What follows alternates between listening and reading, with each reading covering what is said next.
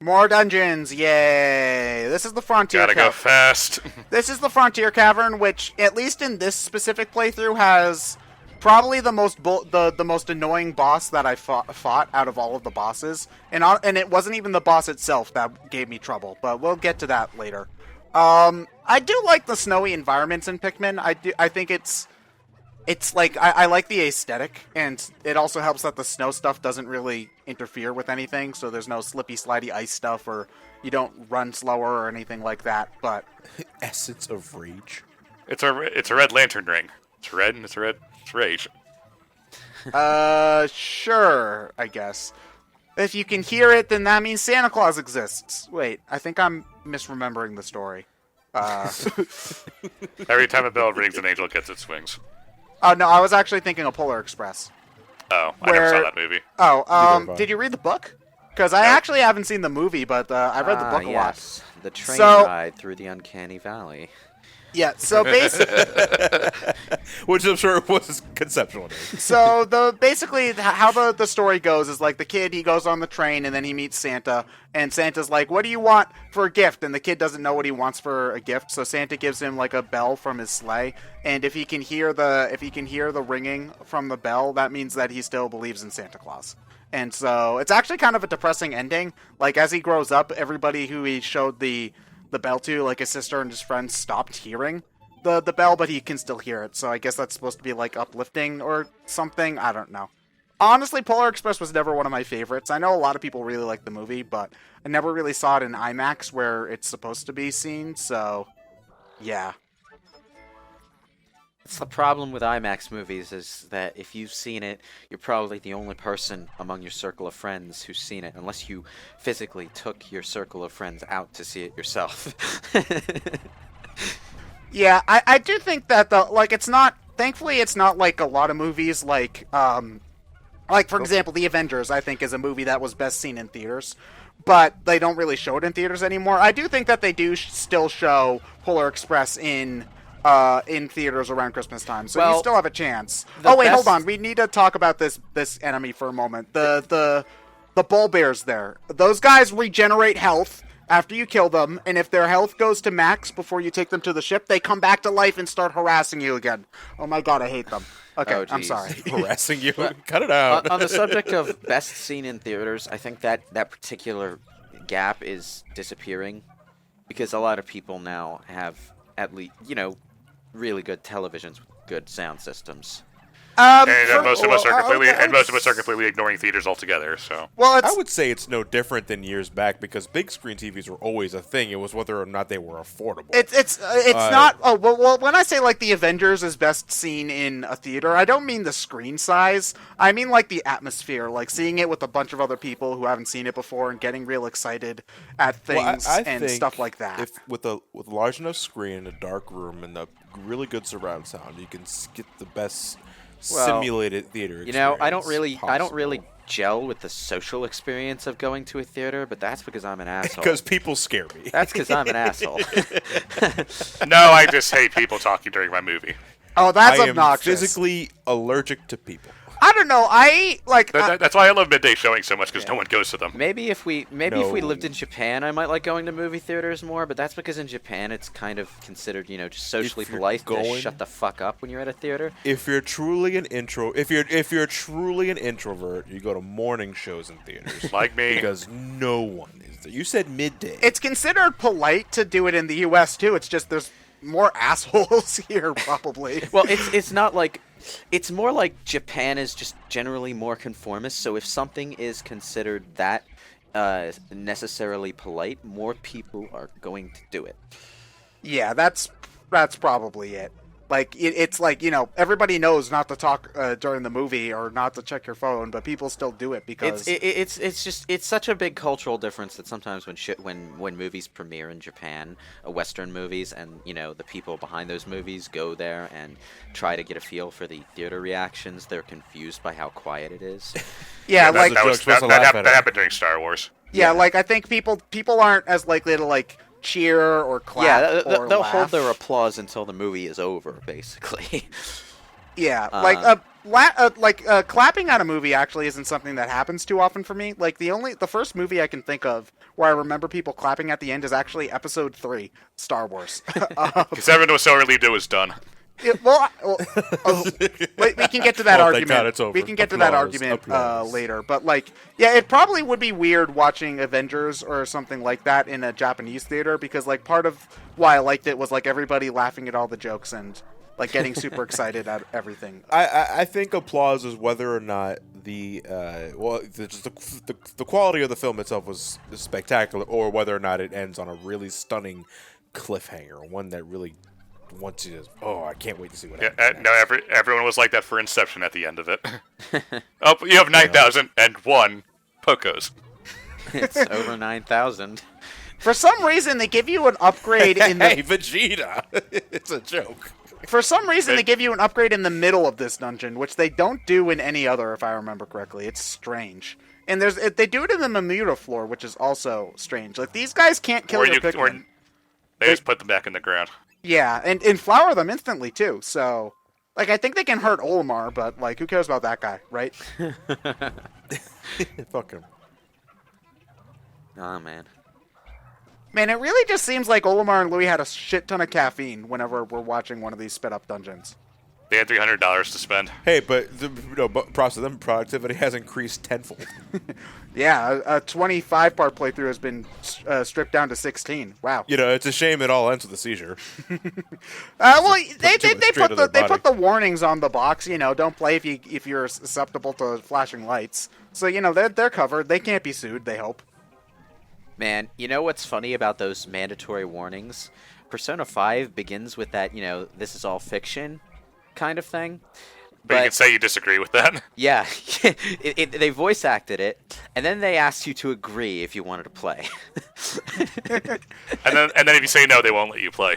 What, does it boot you back to the title screen? Yeah. Oh. Your console just erupts in flames. It's actually Fuck you. Igor's voice actor who says it, too. It's pretty great. Okay, so this is all of them were confusing, but yeah.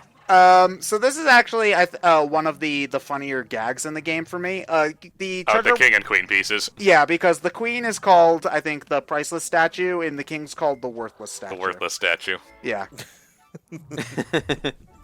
I've never really liked chess, for the record.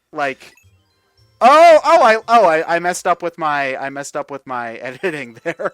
I left in this part. So, okay, fun fact, I reset this boss fight a lot. And I do mean a lot. Jesus Christ. This boss fight is absolutely goddamn obnoxious. And it's not the boss itself, mind you. And I'm using a little trick here in order to make it easier. Okay, so this is how you're supposed to get the piece back to the ship. Once you've done beating the boss, but since I'm playing the Wii version, you can get Pikmin up there, and so I'm doing that. The thing that makes it so hard is that little baby Bulborb down there. They can eat Pikmin instantly. You don't have any chance to react, or you can't. In a lot of the games, with a lot of enemies, while the Pikmin's still in the enemy's mouth, if you kill the enemy quick enough, you can actually save that Pikmin. That's not the case with these guys.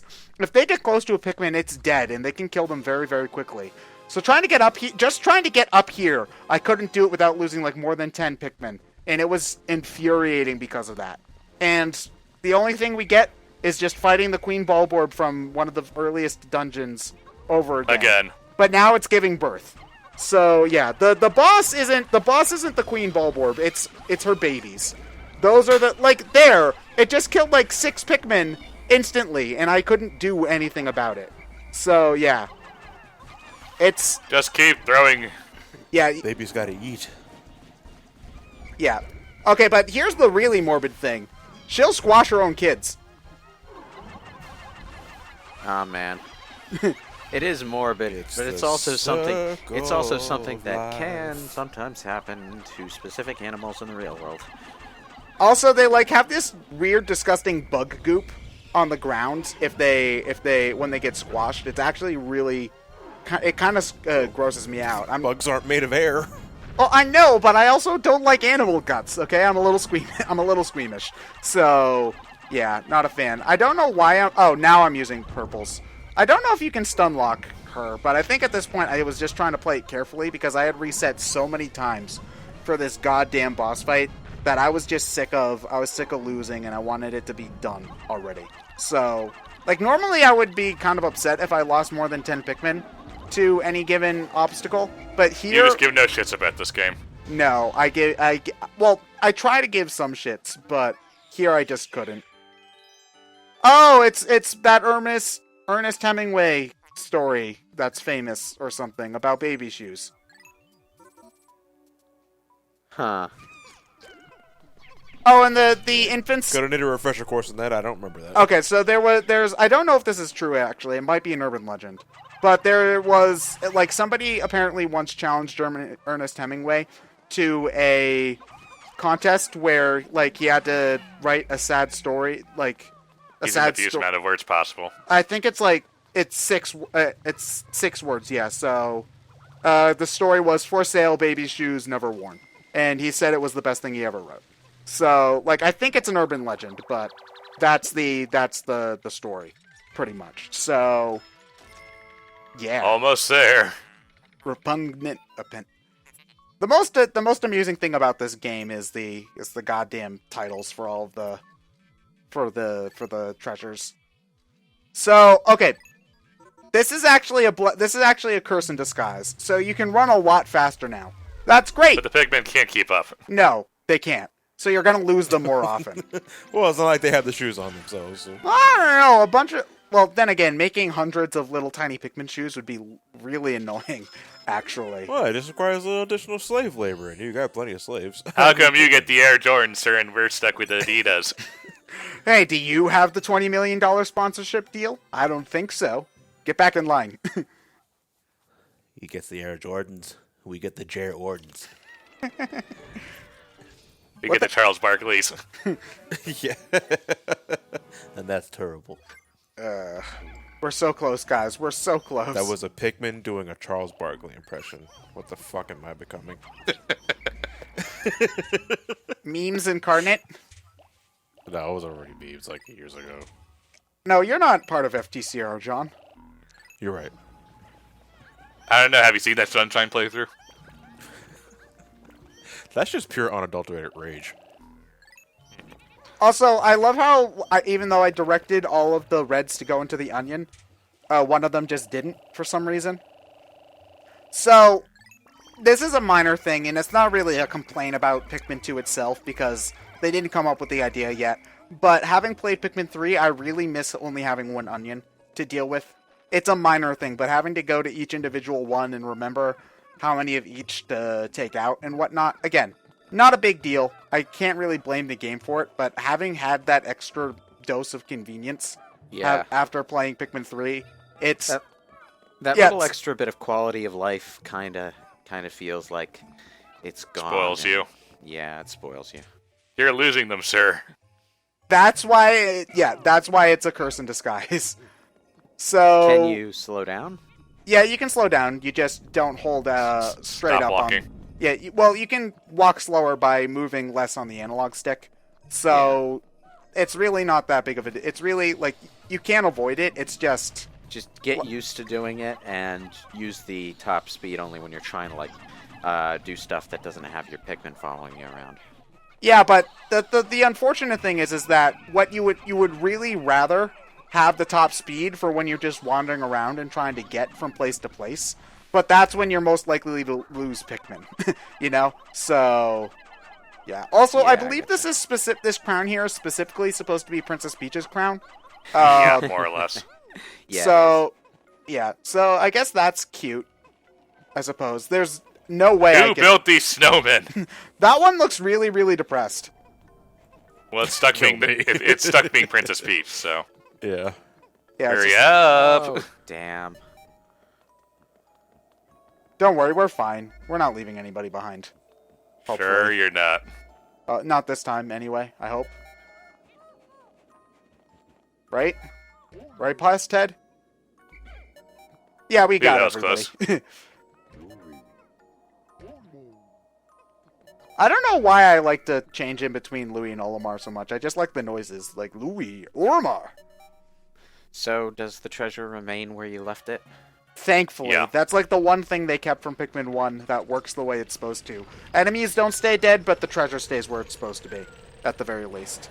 That was one thing Pikmin was always good about that, because you don't want to go through certain shit again if you've got the part almost back to the ship.